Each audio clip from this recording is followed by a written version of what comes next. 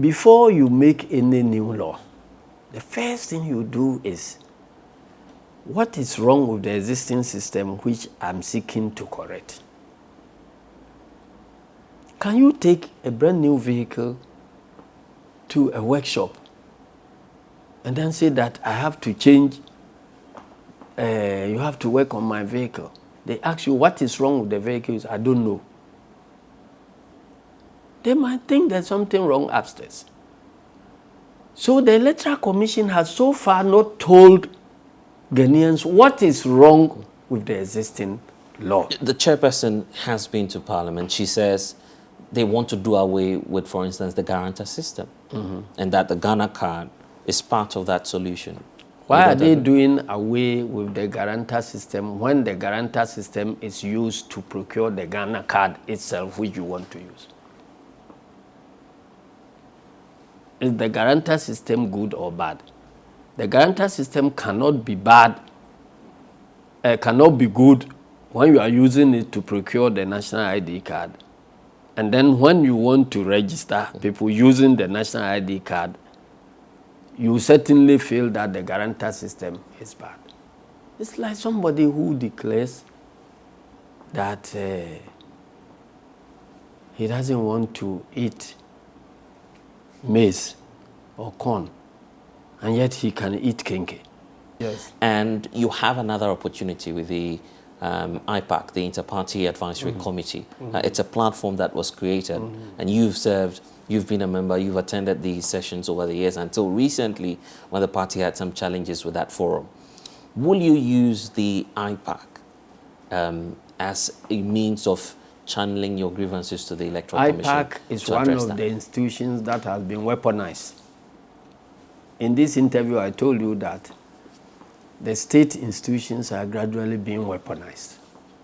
These are the things we must work at to make sure that IPAC delivers on its mandate.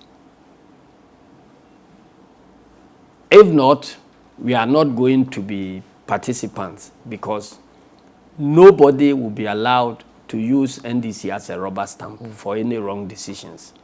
So unless the reforms, you would not channel your concerns. So we put these cards on the table. Right. Luckily, when there is conflict, we have a state institution that works at the conflict to make sure that there is resolution and there is peace, and that is the National Peace Council. National Peace Council came in because they realized that the mistrust of the Electoral Commission and the electoral processes had been flagged in the National Security Strategy document to be a national security threat. And surveys upon surveys have returned a verdict that the citizens don't trust in the Electoral Commission and their systems. So the National Peace Council decided to do something about this. They engaged us about our possible return to the IPAC. We laid down the reasons. They listened to us, and they said, okay, can we put together a roadmap? We said, well, we are not alone at IPAC. Can you engage our colleagues in the other party, main party? And we are only two parties represented in Parliament. So they went and engaged the NPP. Right. They had a fruitful meeting with NPP, and the next stage of the roadmap was to engage NDC, MPP, and Peace Council together. That meeting happened, and together we put together a roadmap for the return of IPAC to its original mandate. So after that meeting, the next stage was for the Peace Council to go and engage the Electoral Commission. Electoral Commission has refused for 14 months now. They have refused to even grant audience to the Peace Council. You're stating this on authority? As a fact, yes. Call Peace Council. Call civil society organizations in governance, who also started another parallel effort aimed at achieving the same thing. IDEC, CDD and the others, they also put together a roadmap.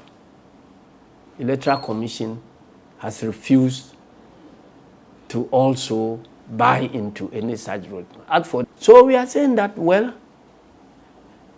hard on the training grounds, easy on the battlefield. In the past, we would trash all these differences at IPAC.